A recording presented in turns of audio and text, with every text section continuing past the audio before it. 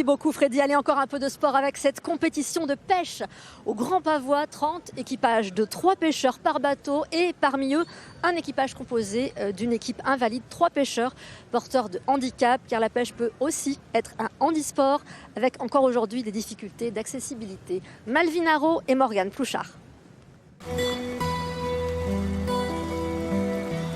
Mon premier Grand Pavois, je l'ai fait en 2013 en tant que valide. Et cette année, c'est la première fois que je le refais en tant que handicapé. La vie de Nicolas Pinault a chaviré il y a 4 ans. Renversé par un chauffard, cet ancien gendarme et pompier est aujourd'hui paraplégique. Féru de pêche en mer depuis toujours, il est de retour sur les flots canne en main pour la compétition de pêche sportive du Grand Pavois. J'avais dit que je ne remonterais pas sur un bateau tant que je n'avais pas mes jambes. Et après, les copains m'ont amené à la pêche et puis ça a remordu, on va dire. Donc on a repris la pêche, que ce soit aux appâts, le thon, le leurre. On a tout repris, ça se passe plutôt pas mal. Faut quelques adaptations, mais pas énormément. Mais il faut énormément de volonté pour pouvoir le faire. Sa famille, ses amis et la pêche, c'est ce qui l'a aidé à sortir la tête de l'eau. Mais dans le nautisme comme ailleurs, il y a peu de place pour les fauteuils roulants.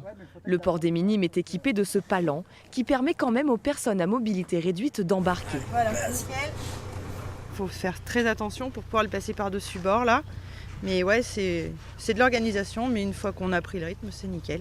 La pêche handisport n'a pas de fédération, alors c'est l'association Mermed qui s'occupe de rendre la pratique accessible aux invalides.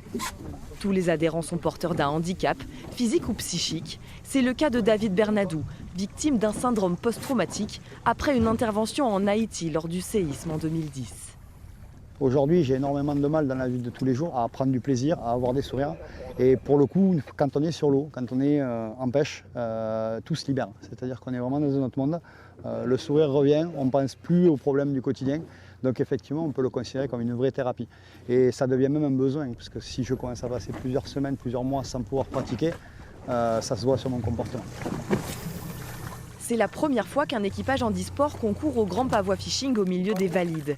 Aline sera aux côtés de son mari. Pas avec la canne dans les mains, hein. Je serai là pour aider Nico à attraper ce qu'il a de besoin au bon moment. Et même s'il gère très bien tout seul, hein, mais ça peut être compliqué quand la mer bouge ou des choses comme ça. Donc oui, je serai là. C'est bon pour moi, tu peux ? Et même après la compétition, leur passion commune, ces Charentais continueront de la vivre ensemble, peu importe le handicap.